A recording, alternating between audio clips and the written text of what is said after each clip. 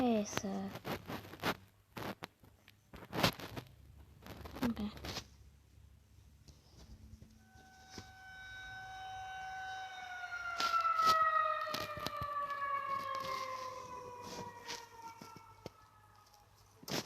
Of course it would decide to come back today. Of all days. Any foggy day is fair game. But today, if it was smart enough to keep track of time, I'd say it was mocking me. It would have been easy to stay home that day. Maybe do something useful. Help pond the fields, or hang the washing up to dry like Ma asked. But the sun was so warm and inviting. A perfect summer day like that couldn't be wasted. But even then, there's a million other things a kid could have done in the farm bathed in sunshine. Plenty of places I could have gone. Of course, they told us to stay out of the woods, but I always sneaked out, and they never stopped me. I thought Mom was paranoid. Whoever heard of people disappearing in those woods? That's the kind of stuff you hear in children's books. Pa gave that indifferent, listen to your mother nod whenever Ma brought it up. Probably too busy to care what she was lecturing me about.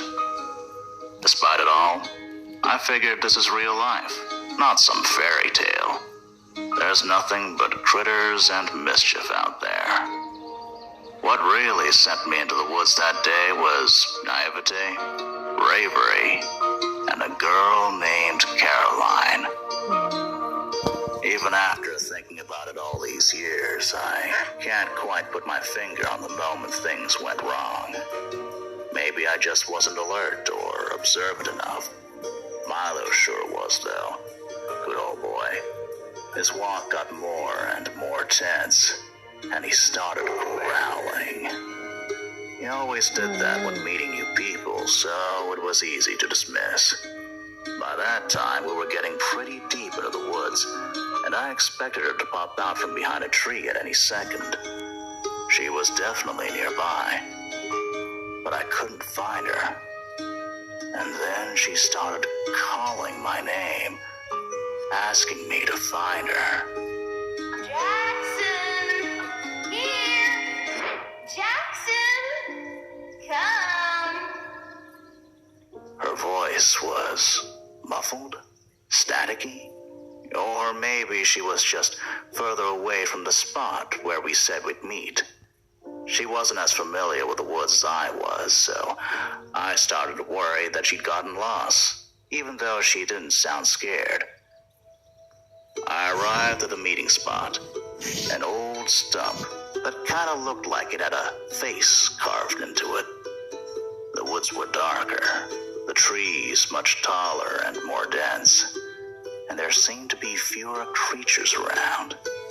It was quiet. No bird calls or squirrels scurrying up and down the tree trunks. I called to her a few times, but she just kept calling for me to come. Milo was still on edge, and I was starting to feel tense too. That could have been when things went wrong. After a few minutes, I was worried that she had hurt herself and needed my help. So I went off in the direction of her voice, deeper into the woods. I called to her over and over, getting more concerned with every passing minute.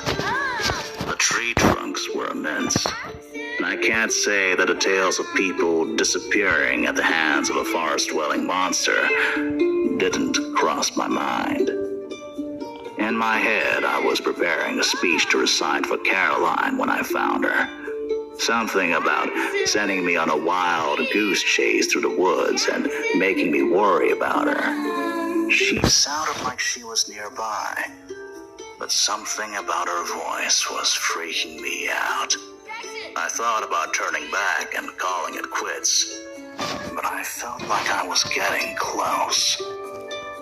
Then Milo started barking the loudest I'd ever heard him and darted back and forth around me.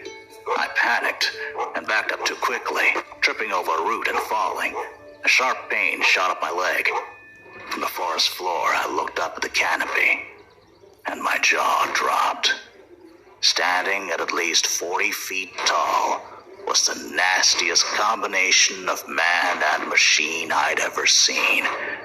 Its arms and legs were so thin, I could see the outlines of veins and bones beneath the skin.